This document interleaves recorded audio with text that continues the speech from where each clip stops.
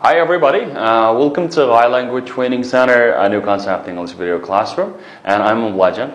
And today we will learn lesson 38. What are you going to do? What are you doing now? Assalamu alaikum sağoldaşlar, yaxshimisilar? Endi bugungi darsimizda biz 38 dars, ya'ni shu oldingi 37 dars o'rgangan bir yangi bir uqumning takrori bo'lgan shu darsimizni o'rganmoqchi. Endi bugungi darsimizda shu intayin muhim bo'lgan bir ikki jumla shaklini mashq qilmoqchi. U bo'lsin nima desanglar, what are you going to do and what are you doing now? Okay, what are you going to do and what are you doing now? Okay, endi birinchisi shu yangi so'zlarni o'rganib boqaylik. Birinchisi homework. Okay, homework. Okay, endi bu yerga homework deganimiz nima desanglar, masalan home deganimiz uy degan gap shunami? Uyga ketib ishlaydigan bir ish bo'lsa nima? Homework. Ayol topshiriq emas, maktablarimizda bo'lgan topshiriqlarni homework deymiz. Masalan do homework bo'lsa topshiriq ishlamak. Odatda do homework. Masalan what is she doing? Okay, endi bu qizcha nima ish qiladi bolalar? Ya'ni she is doing her homework now. Hozir o'ziniki topshiriqni ishlayapti. Her degan uni ustama. She is doing her homework now. She is doing his homework now. So, do you do homework every day? Siz har kuni topshiriq ishlamsiz? Do you do? Demakchi siz har kuni topshiriq ishlamsiz? Desak nima? Today's okay, yes I do. Ustama. You know, today's homework is on page 10. And the bugungi topshiriq 10-betda. Bu yerda page deganimiz nima desanglar? Bet. Page 10, 10-bet. Bugunlik topshiriq bo'lsa, nechinchi betda? 10-betda. All right. Next one is listen. Okay, listen. Okay, endi men talaffuzga diqqat qilamiz. Mana T harfi qanday qilmaydi desanglar, talaffuz qilin. Listen emas, listen. Okay. Nimada o'qiyotganimiz listen. Okay. And the listen deganimiz nima desanglar? Listen anlamak. Okay, anlamak. Masalan bu qizchaq nima ish qo'yibdi? Naqshanlar aytibdi shunami? Listen. Okay, listen to music. Musiqa anlamak degan gap, Listen to music. You know, listen to music. And the listen to me. Meaning gapimni anglang. Meaning gapimni anglang degan gap, Listen to me. Meaning gapimni anglang. Listen to music. Musiqa anglamak shunami? So, what is she doing? So what is she doing? All right, you know, she is listening to music. O musiqa anlayapti.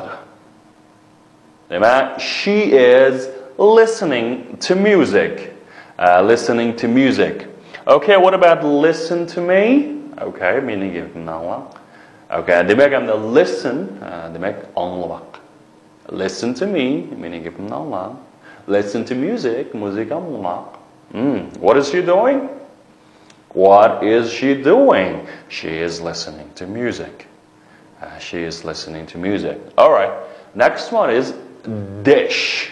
Okay.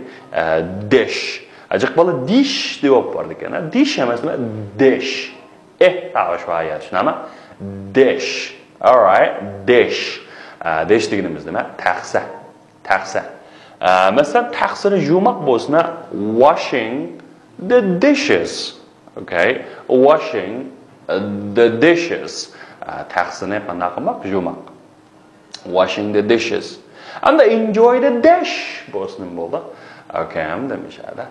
Dish degan hamda yana bir taom deb ma'nosi bor bo'ladimi? Ya'ni enjoy the dish, ham taxsidan o'zirilgan, taxsi qarab yeb o'zirilmaydi-ku. And enjoy the dish degan shu tamoq. Taom, masalan, Uyghur dish deb qo'yamiz. Uyghur taomlari degandek. Shunami? Uyghur dish. Uyghur dish. Okay, and does your mom wash the dishes every day? Sizning opangiz har kuni qanday qilamdi? Qachon yuvamdi? Okay, nima? Does your mom wash the dishes every day? Har kuni qachon yuvamdi? Demak, endi bu yerga washing dishes degan nima? Qachon yumaq. Okay. And Lily, shu oshxonada qachon yuvayapti degan nima deymiz? Lily is washing the dishes. Okay, Lily is washing the dishes in the kitchen. Okay? In the kitchen shu ashxonada qanday qilyotdi? Qachi yuvatdi.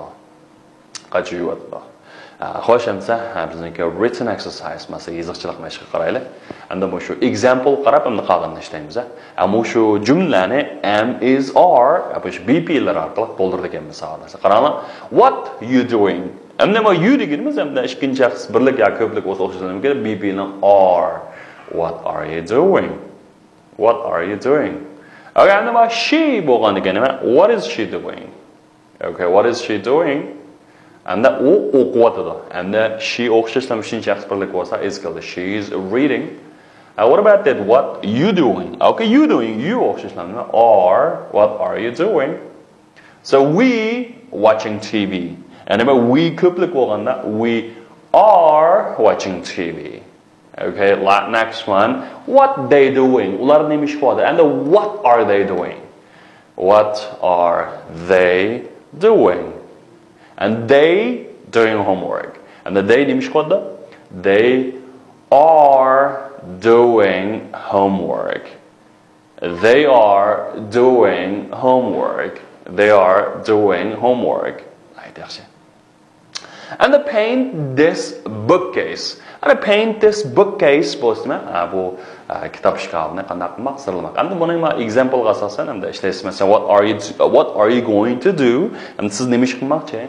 I'm going to paint this bookcase. And the membu kitap şkafını sirlamoqchi. And what are you doing now? Okay, I am painting this bookcase. Hem de membu nima deysiz? Avval hamda so'raydiganimiz hamda nima aytsangiz, what are you going to do deb ma'ni. Uning ikkinchi o'rdasangiz ikkinchisiga what are you doing now? Deganda hamda men paint the bookcase u bu deb berganki shuning asosan ham jumla shaklini qanaqa qilamiz? Qurashtirib chiqamiz. Masalan, listen to music yoki listen to the radio. Listen to the radio. Hamda u nima ish qilmoqchi? Nima yoki siz nima ish qilmoqchi? What are you going to do? I'm going to listen to radio. So what are you doing now?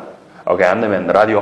What am I am listening to the radio. Okay, I am listening to the radio. Okay, and the king say wash the dishes. And this is nimish khamakhche. Okay, banana. What are you going to do? And the nimish khamakhche boscho. What is she going to do? She is going to wash the dishes. And so what is she doing now? She is washing the dishes. Okay, I'm the